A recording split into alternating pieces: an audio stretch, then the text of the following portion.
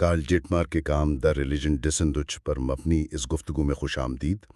جیسا کہ تعارف میں ذکر ہوا، آنے والے 3 حصوں میں کافرستان کے مذہب پر بات کی جائے گی۔ یہ پہلا حصہ جیٹمار کے کام میں بیان کردہ تاریخی پس منظر اور سماجی ڈھانچے پر مرکوز ہے۔ تو آئیے قدیم کافرستان کی اس گمشدہ دنیا کو سمجھنے کی کوشش کرتے ہیں، خاص طور پر جیٹمار کی کتاب کے صفحات 33 سے 57 کی روشنی میں۔ میری کوشش ہوگی کہ ہم جیٹمار کی تحقیق کے سفر کو بالکل اسی تسلسل اور ترتیب سے آگے بڑھائیں جس طرح انہوں نے تاریخی واقعات کو جوڑا ہے۔ تو سب سے پہلے اس بنیادی سوال سے شروع کرتے ہیں جو اس خطے کی شناخت سے جڑا ہے۔ جی فرمائیے۔ تاریخی اعتبار سے، مطلب صفحہ 33 کے مطابق، اس خطے کا نام کافرستان کیسے پڑا، اور یہ جو ایک بیرونی شناخت ان پر تھوپی گئی، اس کے پس پردہ محرکات کیا تھے؟ دیکھیں، جیٹمار اس حوالے سے ایک بہت ہی چشم کشا مشاہدہ پیش کرتے ہیں۔ ان کی تحقیق یہ واضح کرتی ہے کہ لفظ کافرستان ایک خالصتاً بیرونی اصطلاح تھی۔ یہ نام ارد گرد کی اسلامی دنیا اور خاص طور پر فارسی بولنے والے ہمسایوں کی طرف سے اس خطے کو دیا گیا تھا۔ یہ ایک ایسا لیبل تھا جو باہر کے لوگوں نے ان پر لگایا تھا۔ تو اس کا مطلب ہے کہ یہ ان کی اپنی شناخت نہیں تھی؟ بالکل نہیں۔ جو بات یہاں سب سے زیادہ اہم ہے وہ یہ ہے کہ اس خطے کے باشندوں نے کبھی بھی اپنی تاریخ میں یہ نام اپنے لیے یا اپنے خطے کے لیے اجتماعی طور پر استعمال نہیں کیا۔ ان کے ہاں تو سرے سے کسی ایک وسیع تر قومی یا علاقائی تشخص کا تصور ہی موجود نہیں تھا۔ یہ تو بہت ہی دلچسپ بات ہے۔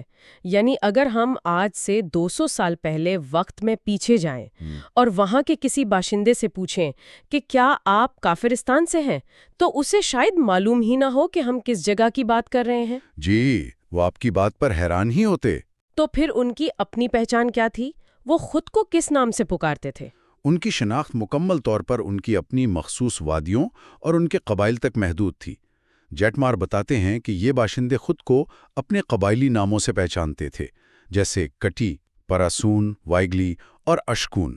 یعنی ہر وادی کی اپنی ایک الگ دنیا تھی۔ ایک وادی کے باشندے دوسری وادی کے باشندوں کو اجنبی یا غیر سمجھتے تھے، اس لیے کافرستان کا لفظ ان کے لیے کوئی اندرونی حقیقت نہیں رکھتا تھا۔ یہ صرف نقشے پر باہر کے لوگوں کی کھینچی گئی ایک لکیر تھی۔ اور دیکھیں، شروع کرنے سے پہلے یہ سمجھنا بہت ضروری ہے کہ ہم ایک ایسی دنیا کی بات کر رہے ہیں جو اب اپنی اصل شکل میں موجود نہیں ہے۔ صحیح۔ یہ 19ویں صدی کے آخر میں آپ کہہ سکتی ہیں کہ تقریباً مکمل طور پر ختم ہو گئی تھی۔ اسی لیے کارل جیٹمار کا یہ کام کسی زندہ روایت کا براہ راست مشاہدہ نہیں، بلکہ یہ ایک طرح کی تاریخی تعمیر نو ہے۔ وہ بکھرے ہوئے تاریخی ٹکڑوں کو جوڑ کر ایک تصویر بنانے کی کوشش کر رہے ہیں۔ اور میرے خیال میں یہی بات اسے اور بھی دلچسپ بنا دیتی ہے۔ تو آئیے اسی تاریخی تبدیلی سے شروع کرتے ہیں۔ سب سے بنیادی سوال تو یہی ہے کہ وہ خطہ جسے کافرستان یعنی کافروں کی سرزمین کہا جاتا تھا، وہ نورستان یعنی روشنی کی سرزمین کیسے بن گیا؟ یہ اتنی بڑی تبدیلی کب اور کیسے آئی؟ جیٹمار کے متن کے مطابق یہ تبدیلی 1895 اور 1896 کے درمیان رونما ہوئی۔ اس وقت کے جو افغان امیر تھے عبد الرحمن خان، انہوں نے اس علاقے میں ایک فوجی مہم بھیجی تھی۔ ایک فوجی مہم؟ جی، اور اس مہم کے نتیجے میں وہاں کے تمام قبائل نے اسلام قبول کر لیا۔ یہ ایک فیصلہ کن موڑ تھا جس نے نہ صرف مذہب بدلا بلکہ سب کچھ بدل دیا ہوگا۔ بالکل، اس نے اس پوری آزاد کافر ثقافت اور اس کے سماجی اور سیاسی اداروں کا بھی خاتمہ کر دیا۔ یعنی ایک پوری تہذیب جو صدیوں سے وہاں موجود تھی، صرف 2 سال کے عرصے میں ہمیشہ کے لیے بدل گئی۔ اس کا مطلب تو یہ ہوا کہ جب 20ویں صدی کے محققین جیسے خود جیٹمار وہاں پہنچے تو انہیں وہ پرانی دنیا نہیں ملی ہوگی۔ بالکل یہی نکتہ ہے۔ دیکھیے، اس تبدیلی کی وجہ سے ایک زندہ ثقافتی روایت کا جو تسلسل تھا وہ ٹوٹ گیا۔ اسی لیے جیٹمار کو اپنا تجزیہ مکمل طور پر پرانے ذرائع پر استوار کرنا پڑا۔ انہوں نے 19ویں صدی کے اواخر کی رپورٹس، خاص طور پر جارج اسکاٹ رابرٹسن کا کام، جو اس تبدیلی سے عین پہلے وہاں موجود تھے، اور بعد میں لوگوں کی یادداشتوں اور بچی کھچی روایات پر انحصار کیا۔ تو یہ ایک علمی تحقیق ہے جو ماضی کے شواہد کی بنیاد پر ایک گمشدہ دنیا کا نقشہ دوبارہ بنانے کی کوشش کرتی ہے۔ تو اس تبدیلی سے پہلے کافرستان کیسا تھا؟ جیٹمار کے مطابق 19ویں صدی کے اواخر میں اس معاشرے کا ڈھانچہ کیا تھا؟ لوگ رہتے کیسے تھے؟ ان کی معیشت کس چیز پر چلتی تھی؟ جیٹمار اس کی وضاحت کے لیے شمالی کافرستان کے دو سب سے اہم گروہوں کا موازنہ کرتے ہیں، کیٹی اور پرسون۔ اور ان دونوں گروہوں میں آپ کہہ سکتی ہیں کہ زمین آسمان کا فرق تھا، جو ان کے ماحول اور معیشت سے پیدا ہوا تھا۔ اچھا، تو پہلے کیٹی لوگوں کے بارے میں بات کرتے ہیں۔ وہ کہاں رہتے تھے اور ان کا طرز زندگی کیسا تھا؟ کیٹی لوگ نسبتاً وسیع اور کھلی وادیوں میں رہتے تھے، خاص طور پر بشگل وادی میں۔ ان کی معیشت کے دو بنیادی ستون تھے، ایک مویشی پالنا، یہ سب سے اہم تھے، اور دوسرا ستون تھا زراعت۔ کام کی تقسیم بہت سخت اور واضح تھی۔ مردوں کے ذمے مویشی چرانا، جنگ کرنا اور قبیلے کے سیاسی معاملات دیکھنا تھا۔ اور خواتین؟ زراعت کا سارا کام یعنی کھیتی باڑی مکمل طور پر خواتین کی ذمہ داری تھی۔ جیٹمار نے ایک اور محقق شائبے کا حوالہ دیتے ہوئے لکھا ہے کہ یہ ایک بہت منظم معاشی نظام تھا جو وہاں کے ماحول سے مکمل مطابقت رکھتا تھا۔ یہ تو بڑی دلچسپ بات ہے، یعنی معاشرے میں مردوں اور عورتوں کے کردار بالکل واضح طور پر تقسیم تھے۔ تو پھر پروسون لوگ ان سے کیسے مختلف تھے؟ پروسون کا معاملہ بالکل الگ تھا۔ وہ ایک ہی مرکزی وادی پارون میں رہتے تھے جو باقی علاقوں سے کافی الگ تھلگ تھی۔ ان کی کل آبادی بھی بہت کم تھی، تقریباً 2 سے 3 ہزار کے قریب، بہت کم۔ جی، ان کی معیشت کا زیادہ انحصار مویشیوں، خاص طور پر ڈیری مصنوعات یعنی دودھ، دہی اور پنیر پر تھا۔ لیکن سب سے بڑا فرق یہ تھا کہ کیٹی لوگوں کے برعکس پیراسو معاشرے میں مرد بھی کھیتی باڑی کے کاموں میں حصہ لیتے تھے۔ اوہ، یہ تو واقعی ایک بڑا فرق ہے۔ کیا جیٹمار اس کی کوئی وجہ بتاتے ہیں کہ ایک قبیلے میں زراعت صرف عورتوں کا کام ہے اور دوسرے میں مرد بھی شامل ہیں؟ وہ اسے براہ راست کسی ایک وجہ سے نہیں جوڑتے، لیکن ان کی جغرافیائی تنہائی اور سماجی ساخت اس کی طرف اشارہ کرتی ہے۔ پیراسو لوگ ایک زیادہ مربوط اور خود مختار گروہ تھے۔ ان کی الگ تھلگ وادی نے انہیں بیرونی اثرات سے بچائے رکھا، اور شاید اسی وجہ سے ان کے سماجی اصول مختلف طریقے سے تیار ہوئے۔ اچھا، ان کی ایک اور خاص بات یہ تھی کہ دوسرے قبائل بشمول کیٹی انہیں مذہبی ماہرین کے طور پر دیکھتے تھے۔ ان کی وادی ایک مقدس مرکز کی حیثیت رکھتی تھی۔ یعنی ایک طرف جنگجو مویشی پالنے والے کیٹے تھے اور دوسری طرف الگ تھلگ رہنے والے پراسن، جنہیں ایک طرح کا مذہبی تقدس حاصل تھا۔ ان کے دیہات اور سماجی ڈھانچے میں بھی فرق ہوگا پھر۔ کیا یہ ایک طبقاتی معاشرہ تھا؟ جی بالکل۔ جیٹمار بتاتے ہیں کہ کیٹی لوگوں کے گاؤں، خاص طور پر بشکل وادی میں، قلعہ بند نہیں تھے۔ اس سے اندازہ ہوتا ہے کہ شاید انہیں آپس میں زیادہ خطرہ نہیں تھا۔ سماجی طور پر کیٹی معاشرہ 3 واضح طبقات میں بٹا ہوا تھا۔ 3 طبقات؟ جی، سب سے اوپر آزاد مرد تھے جو زمین اور مویشیوں کے مالک تھے، اور تمام سیاسی طاقت ان کے ہاتھ میں تھی۔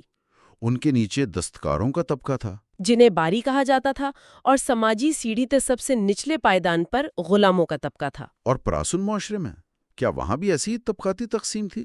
نہیں، پراؤسن معاشرے میں ایسی واضح طبقاتی تقسیم کا ذکر نہیں ملتا۔ وہ ایک زیادہ یکساں اور مربوط گروہ تھے۔ جیسا میں نے کہا، دوسرے قبائل انہیں ایک مقدس حیثیت دیتے تھے۔ یہ حیثیت انہیں ایک خاص سماجی اور ثقافتی مقام عطا کرتی تھی جو شاید دولت یا فوجی طاقت سے زیادہ اہم تھی۔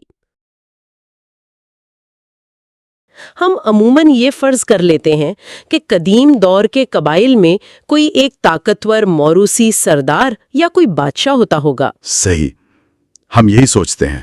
لیکن جیٹمار ان دیہاتوں کی ایک مخصوص سیاسی زندگی کا ذکر کرتے ہیں۔ میرا ایک ساختیاتی سوال ہے کہ ان کا یہ نام نہاد جمہوری یا میرٹ پر مبنی نظام دراصل کیسے کام کرتا تھا؟ یہی وہ مقام ہے جہاں یہ باشندے ہمیں حیرت میں ڈال دیتے ہیں۔ ان کا سیاسی ڈھانچہ غیر معمولی حد تک پیچیدہ اور منظم تھا۔ وہاں کسی بادشاہ یا موروثی حکمران کا کوئی تصور نہیں تھا۔ فیصلہ سازی ایک عمائدین کی کونسل کے ذریعے ہوتی تھی۔ اچھا، جسے اورے کہا جاتا تھا؟ جی، اسے اورے کہتے تھے، اور اس کے ساتھ کھلے عوامی اجتماعات بھی ہوتے تھے۔ یہ کونسل روزمرہ کے تنازعات اور قانونوں کو دیکھتی تھی۔ لیکن دلچسپ بات یہ تھی کہ اس کونسل میں پہنچنے کا طریقہ کیا تھا؟ تو کیا اس اعلیٰ کونسل کی رکنیت نسل در نسل منتقل نہیں ہوتی تھی؟ مطلب سردار کا بیٹا سردار نہیں بنتا تھا؟ بالکل نہیں۔ جیٹ مار بتاتے ہیں کہ سیاسی اثر و رسوخ نسلی یا خاندانی بنیادوں پر نہیں ملتا تھا، یہ خالصتاً آپ کی اپنی کارکردگی اور میرٹ پر مبنی تھا۔ اس نظام کو وہ جسٹ یا جستہ کا رینک سسٹم کہتے ہیں۔ کوئی بھی آزاد مرد اس تک پہنچ سکتا تھا؟ جی کوئی بھی، لیکن اسے دو انتہائی کٹھن مراحل سے گزرنا پڑتا تھا۔ پہلا طریقہ تھا دولت کی تقسیم کی ضیافتیں۔ ایک منٹ، دولت کی تقسیم کی ضیافتیں؟ اسے ذرا تفصیل سے سمجھائیے۔ کیا اس کا مطلب یہ ہے کہ اگر کسی کو طاقت اور رتبہ چاہیے تو اسے اپنی دولت سے پورے گاؤں کو کھانا کھلانا پڑتا تھا؟ جی بالکل، اور یہ کوئی معمولی کھانے نہیں ہوتے تھے۔ اگر آپ کو جسٹ کے عہدے تک پہنچنا ہے تو آپ کو اپنی تمام جمع شدہ دولت، جس میں قیمتی مویشی، پنیر، گندم اور شراب شامل ہوتی تھی، پورے گاؤں کی شاندار ضیافتوں پر خرچ کرنی پڑتی تھی۔ تو یہ ایک بار کا کام نہیں تھا؟ نہیں، بعض اوقات کئی سالوں تک متواتر ضیافتیں دینی پڑتی تھیں، یہاں تک کہ اس شخص کے پاس وہ مشکل ہی کچھ بچتا تھا۔ یہ تو ہمارے آج کے تصورات سے بالکل الٹ ہے۔ آج کے دور میں طاقت کا حصول دولت کو اپنے پاس جمع رکھنے یعنی بینک بیلنس بڑھانے سے مشروط ہے، لیکن وہاں طاقت کے لیے دولت تقسیم کرنی پڑتی تھی۔ یہ تو معاشی عدم مساوات کو روکنے اور دولت کو گردش میں رکھنے کا ایک بہت ہی انوکھا اور عملی طریقہ کار نظر آتا ہے۔ آپ نے بالکل درست نتیجہ اخذ کیا۔ یہ دراصل دولت کے ارتکاز کو روکنے کا ایک بہترین سماجی میکانزم تھا۔ اور صرف دولت بانٹنا کافی نہیں تھا، اس رینک کا دوسرا لازمی طریقہ عسکری بہادری تھی۔ فرد کو جنگوں میں شجاعت دکھانی پڑتی تھی، دشمنوں کا مقابلہ کر کے اپنی بہادری ثابت کرنی ہوتی تھی۔ یعنی جب سخاوت اور جنگی بہادری دونوں ثابت ہو جائیں تب معاشرہ اسے قابل احترام قائد تسلیم کرتا تھا۔ جی، تب جا کر وہ جذب بنتا تھا۔ یہ تو ایک کمال کا توازن ہے، ایک طرف قبائلی احکامات کی پاسداری اور دوسری طرف ایک عام انسان کی یہ فطری خواہش کہ وہ معاشرے میں ترقی کرے۔ اس نظام نے فرد کی ذاتی ترقی کی خواہش کو ایسے سانچے میں ڈھال دیا تھا جس سے پورے گاؤں کا فائدہ ہوتا تھا۔ بالکل، یہ قبائلی اختیار اور انفرادی ترقی کا ایک شاندار توازن تھا۔ کوئی بھی شخص کمیونٹی سے بڑا ہو کر ان پر مسلط نہیں ہو سکتا تھا۔ جب دو گروہوں میں رہن سہن، معیشت اور سماجی ڈھانچے میں اتنا بنیادی فرق ہو تو یہ سوچنے پر مجبور کرتا ہے کہ دنیا کو دیکھنے کا نظریہ کتنا مختلف ہوگا۔ وہ کائنات کو، اپنی جگہ کو کس طرح سمجھتے تھے؟ یہ اس تحقیق کا سب سے دلچسپ حصہ ہے۔ جیٹمار اس موضوع کے لیے جرمن لفظ ویلٹ بلٹ استعمال کرتے ہیں، جس کا مطلب ہے عالمی نظریہ یا کائنات کا تصور، اور پراؤسن لوگوں کا عالمی نظریہ واقعی حیران کن تھا۔ وہ کیسے؟ کیا خاص بات تھی اس میں؟ جیٹمار یہاں ماہر لسانیات بڈروس کے کام کا حوالہ دیتے ہیں۔ بڈروس نے یہ دریافت کیا کہ پراؤسن زبان میں اپنی وادی یعنی پاراؤن اور پوری دنیا کے لیے ایک ہی لفظ استعمال ہوتا ہے۔ ایک منٹ، اپنی وادی اور پوری دنیا کے لیے ایک ہی لفظ؟ یہ تو ناقابل یقین بات ہے۔ اس کا مطلب تو یہ ہوا کہ ان کے لیے ان کی وادی ہی پوری کائنات تھی، باہر کی دنیا کا کوئی تصور ہی نہیں تھا۔ بالکل، یہ ایک معمولی لسانی بات نہیں بلکہ یہ ان کے انتہائی مقامی اور خود مرکز عالمی نظریے کی گہری عکاسی کرتی ہے۔ ان کے لیے ان کی وادی ہی کائنات کا مرکز تھی، یا شاید وہی پوری کائنات تھی۔ اس سے آگے جو کچھ تھا وہ ایک غیر اہم، غیر حقیقی دنیا تھی۔ اگر ان کا کائنات کا تصور اتنا محدود تھا تو وہ سمتوں کا تعین کیسے کرتے ہوں گے؟ شمال، جنوب، مشرق، مغرب کا تصور تو ہوگا؟ نہیں، ان کے ہاں ان موضوعی سمتوں کا بھی کوئی تصور نہیں تھا۔ ان کے لیے سمتوں کا تعین صرف دو چیزوں سے ہوتا تھا، ایک ان کی وادی میں بہنے والے دریا کا رخ۔ دریا کا رخ؟ جی، یعنی کوئی جگہ یا تو دریا کے بہاؤ میں اوپر کی طرف تھی یا نیچے کی طرف، اور دوسرا وادی کے اطراف یعنی دائیں طرف یا بائیں طرف۔ ان کی پوری کائنات کا نقشہ ان کی اپنی وادی کے جغرافیہ کے گرد گھومتا تھا۔ کمال ہے، یعنی ان کی پوری نفسیات، زبان اور سوچ ان کی وادی کے ساتھ جڑی ہوئی تھی۔ جیٹمار نے ان کے کائناتی نقشے کے بارے میں مزید کچھ بتایا، جیسے آسمان، زمین وغیرہ؟ ہاں، ان کے تصور کے مطابق کائنات کئی سطحوں یا منزلوں میں تقسیم تھی۔ سب سے اوپر کی دنیا کو اردش کہا جاتا تھا، جو دیوتاؤں کا مسکن تھی۔ پھر انسانوں کی دنیا تھی اور اس کے نیچے بھی کچھ دنیایں تھیں، لیکن یہ سب کچھ ان کی اپنی وادی کے محور کے گرد ہی تصور کیا جاتا تھا۔ اگر ان کے لیے جگہ کا تصور اتنا ذاتی اور مقامی تھا تو وقت کے بارے میں ان کا کیا خیال تھا؟ جرمن میں اس کے لیے بھی کوئی خاص لفظ ہوگا؟ جی، جیٹمار اسے زائٹ ایفارونگ کہتے ہیں، یعنی وقت کا تجربہ، اور جس طرح ان کی جگہ کا تصور ہمارے تصور سے مختلف تھا، اسی طرح وقت کا تصور بھی بالکل الگ تھا۔ یہاں جیٹمار ایک اور محقق سنوئے کے کام کا حوالہ دیتے ہوئے بتاتے ہیں کہ ان لوگوں کے لیے وقت ایک سیدھی لکیر میں نہیں چلتا تھا۔ سیدھی لکیر میں نہیں؟ مطلب ماضی، حال، مستقبل والا تصور نہیں تھا؟ جی، ویسا تصور نہیں تھا جیسا ہمارا ہے۔ ان کے لیے وقت دائروں میں گھومتا تھا۔ ان کا کیلنڈر مکمل طور پر فطرت کے چکروں سے جڑا ہوا تھا۔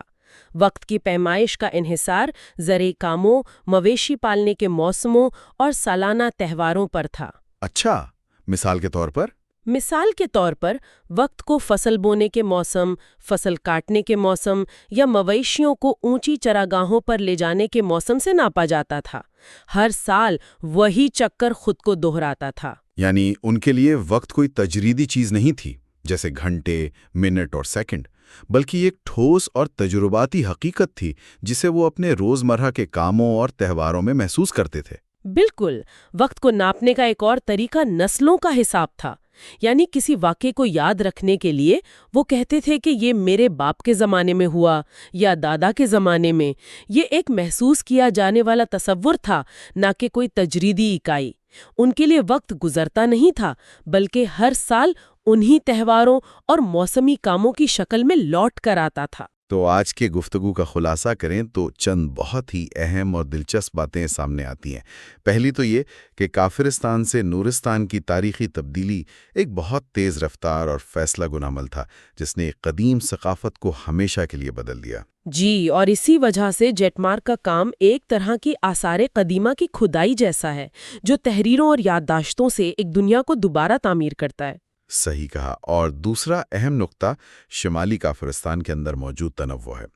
ایک طرف کیٹی ہیں جو جنگجو، مویشی پالنے والے اور ایک طبقاتی معاشرے کا حصہ ہیں۔ جی، اور دوسری طرف پراسون ہیں جو ایک الگ تھلگ وادی میں رہنے والے مذہبی ماہرین ہیں جن کا سماجی ڈھانچہ بالکل مختلف ہے۔ اور تیسرا اور شاید سب سے حیران کن نقطہ ان کا عالمی نظریہ ہے۔ ایک ایسی قوم جس کے لیے اس کی اپنی وادی ہی پوری کائنات ہو، جہاں سمتوں کا تعین دریا کے بہاؤ سے ہو اور جہاں وقت ایک لکیر کے بجائے دائرے میں سفر کرتا ہو۔ یہ سوچنا بھی مشکل ہے کہ دنیا ایسی بھی ہو سکتی ہے۔ اگلے حصے میں گفتگو کا مرکز شمالی کافر نظام کے مخصوص دیوتاؤں، ان سے وابستہ عقائد اور ان کی پیچیدہ رسومات پر ہوگا۔ یہ جاننے کی کوشش کریں گے کہ اس منفرد کائنات میں کون کون سے دیوتا بستے تھے۔ اور اس گفتگو کے اختتام پر ایک سوال سوچنے کے لیے چھوڑا جا سکتا ہے۔ جب کسی ثقافت کا پوری کائنات کا تصور صرف ایک وادی تک محدود ہو اور پھر بیرونی دنیا کی طرف سے ایک اچانک اور زبردست تبدیلی مسلط کر دی جائے، تو یہ واقعہ اس ثقافت کی تاریخ اور شناخت کے احساس کو کس طرح ہمیشہ کے لیے بدل دیتا ہے۔ یہ سوال صرف تاریخ کا نہیں بلکہ حافظے اور وجود کا بھی ہے۔ تاریخی ادب کے مزید ایسے ہی گہرائی سے علمی جائزوں کے لیے سبسکرائب کرنا نہ بھولیں۔